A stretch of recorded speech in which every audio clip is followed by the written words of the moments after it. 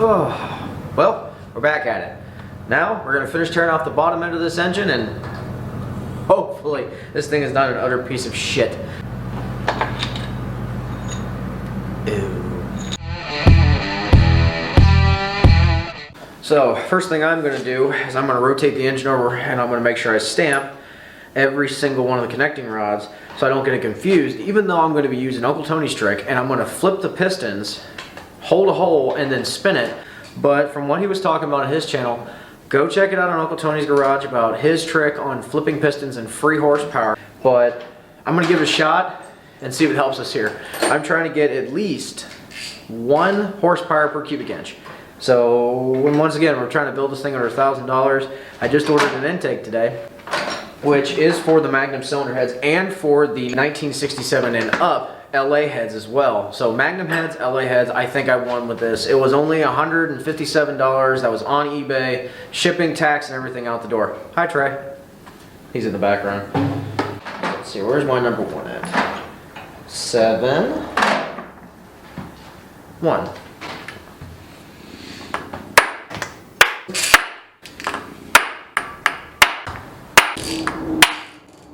Oh hell, I still got it. Yes! That was a shitty hit, but I got it.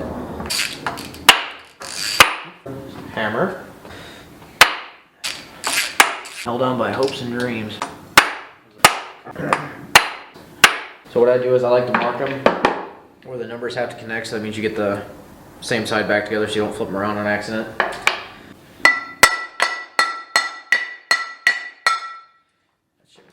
Ooh, that's gonna be fun to get off. Ooh, yeah, we're gonna need all the spits. Good God. Oh, damn. Oh, deep in that bitch. Which way's the motor spin? Jesus Christ. After her pop on the shoulder. Yeah. I didn't stretch, okay? Jesus. Starts look okay. Like I said, it was the shoulder of the bull. Look at that. Yummy. Okay. Trying to get this pig off. Nope. Okay. There we go. Yeah, I'm definitely got to replace. So I thought about trying to save this, but this rubber here is all cracked. The problem is if they get so worn out after a while, they can just start spinning and then I lose my timing mark. Just gonna try to find a cheap replacement. Trying to stay on budget here. Can I get a half so I can start banging these off? Then I gotta take that off too, so that's another half. It's a half inch. Yeah. You know your engine is nasty when you have to go up like a size because there's so much shit on it. Damn it, we're gonna bring the camera back down here and see how sloppy the timing chain is. It's okay, I'll hold it. Well, moment of truth, I guess. You have to put it down. It's wobbling.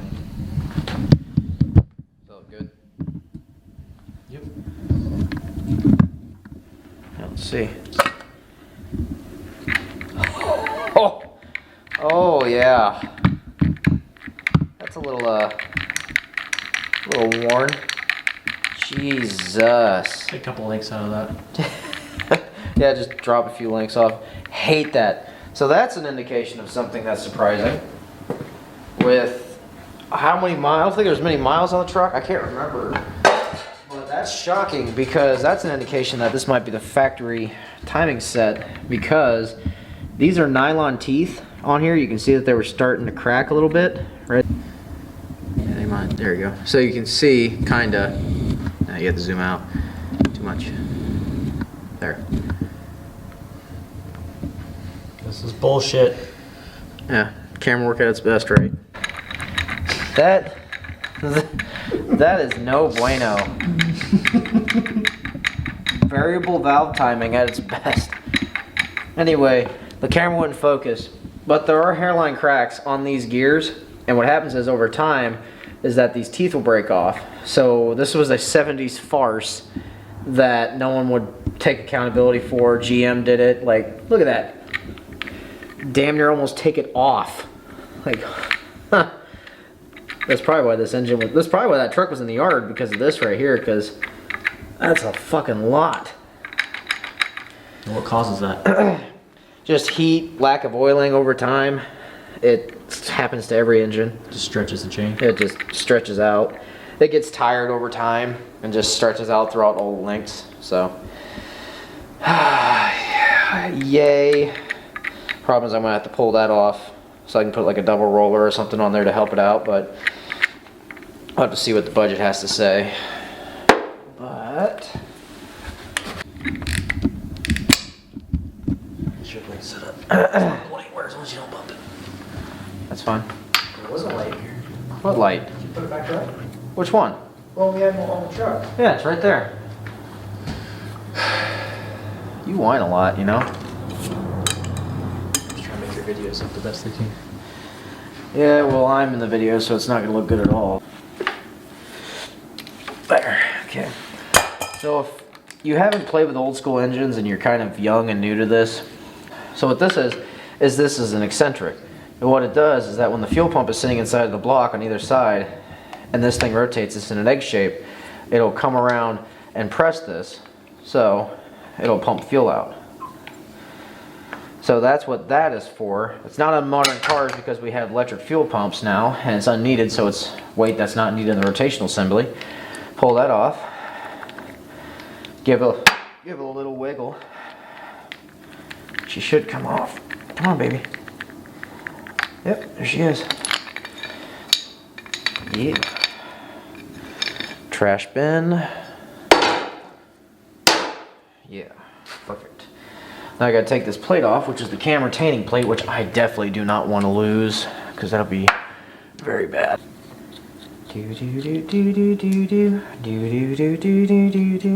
Pretty much I'm just taking this off, trying to remove the camshaft. Oh shit. And just throwing it back, putting the plate back on so I don't lose it. But I bet you that all the lifters are still in the way, so I probably won't be able to pull this girl out. Battery's dying. Oh, that's not good. I don't have another battery. No battery's dying. Well, I got the cam out. Now, there it is in all its glory. Gross as hell. But, now we're going to start taking pistons out and connecting rods. Turn it this way. Where are ya, you bastard? There you go. Maybe? Nope. Wrong-o. Start with number one.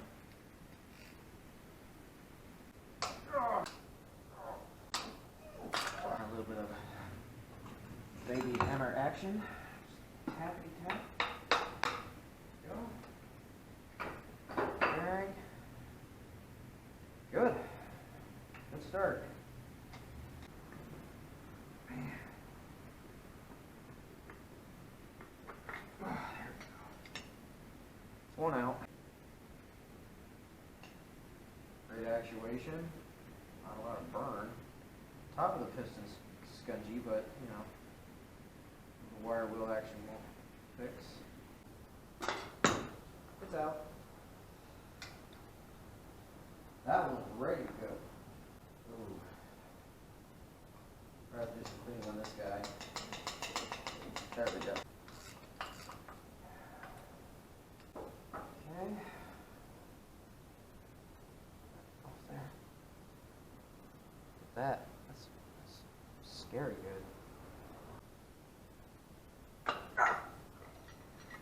Got it. Almost costed my thumb. Whew. I'm gonna feel that tomorrow. Not a lot of scoring on the pistons either I haven't seen so far. They're gonna split in half. We're good. So, bearing is good. Oh, these? You're talking about the bearings or the actual rods? No, you can't. You have to just replace them.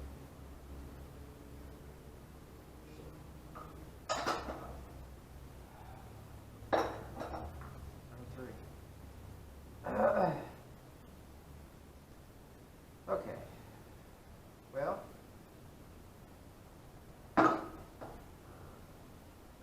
So.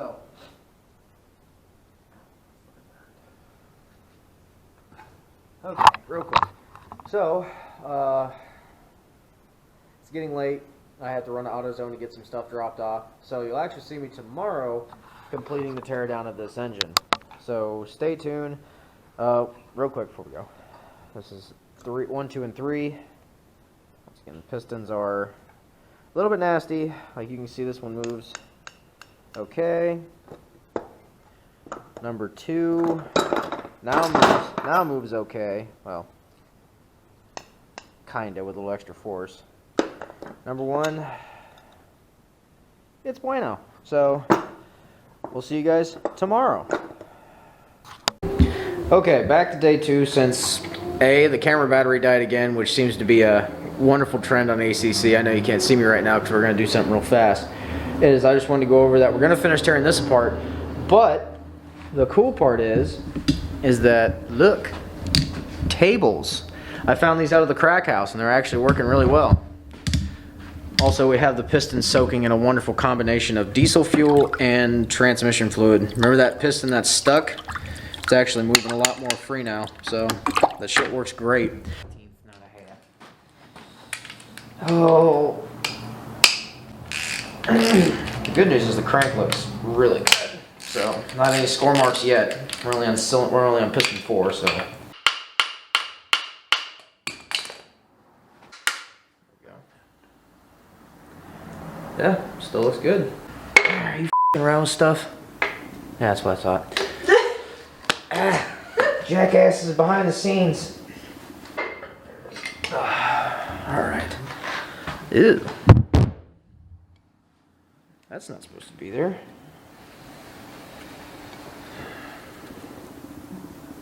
Oh, cork gasket. Probably from when we were tearing this apart, I hope. Problem is with like doing this, I try to make like not this, like for this not to be boring. Wow, that was really hard to get words out. Yeah, I try to make this like not boring, but at this point it really just is tearing shit apart and get this torn apart and then talk about some of the remedies that I use to get shit cleaned up and unstuck. New table's working out really nice. If the budget allows it, I might actually put ARP studs in the bottom end and on the connecting rods. But we'll see.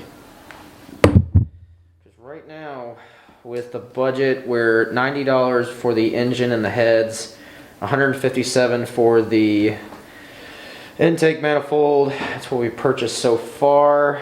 Lapping compound, I bought that today for $4. So if you want to add that in, you can go right ahead. She's a toy. Like a toy. There it is. Like everything else, the bearings are looking good. It's just oil spotting on it, but yeah, she's not that bad. Nice. I actually see crosshatch in these cylinders. That's surprising. Might have got lucky, even though I didn't see any indications of an over-standard bore, so yeah, it's just like factory standard pistons. I'll have to measure them out to see, because it should be 3.9. That was noise.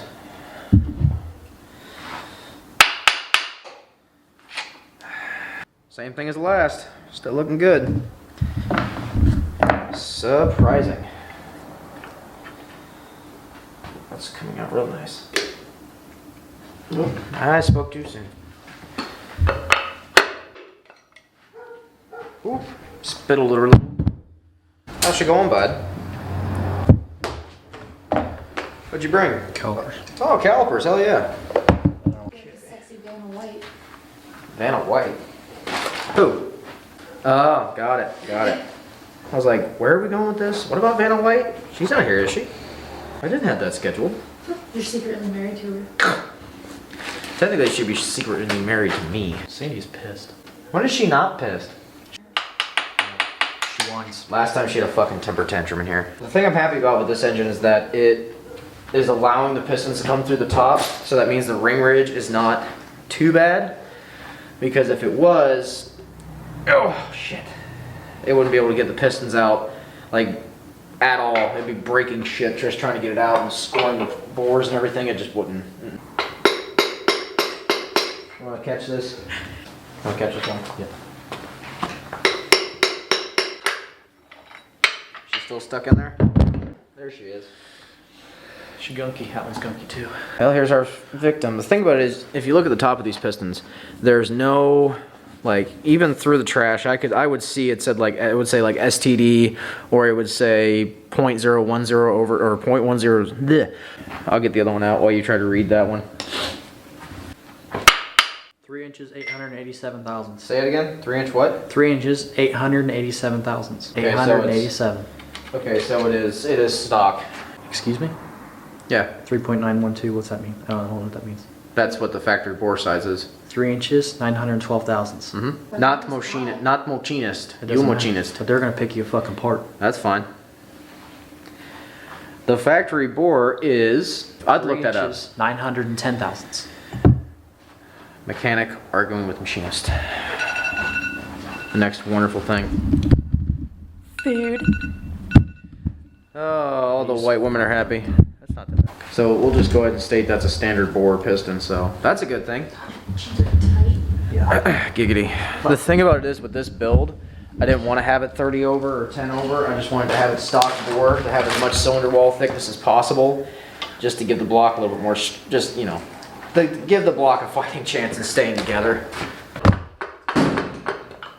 That was a fingy.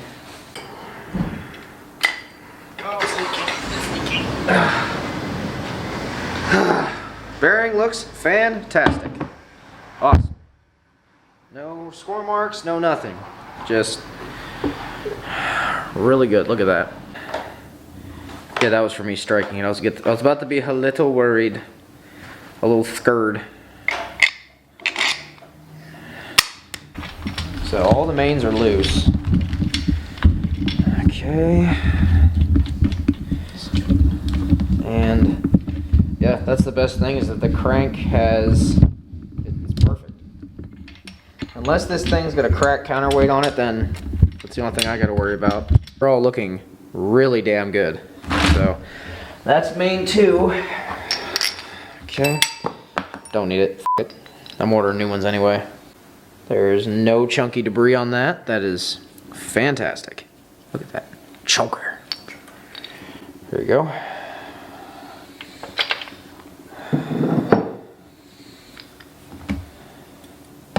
Now there, where's that rag at? Can I see that real fast, Trey? There is a little bit of a worrisome thing there. That is probably the only blemish I've seen so far on any of these thus far. There's some slight discoloration at the edges. Right here and right here. So, yeah, all in all, it looks good. Oh, okay. I always like to stand mine up. They recommend doing that so it doesn't actually get warped, because you could set it on some of the some of the counters, and if you set it on some of the counterweights, it could actually make it bow just from it being uneven on an uneven surface.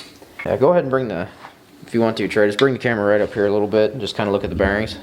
So the good news is, if you look at the bearings here, they are in pretty decent shape. Like, they're gonna get replaced. I am replacing these bearings and the connecting rod bearings, but all those netting surfaces, they're good. There's no like indication of walking back and forth, no, oil starvation or anything like that. Hell, even the rear main seal, if I can get it out, probably not. It's still in decent condition too, but all these look good. There's a little bit of wear right here, but that could just be the lighting.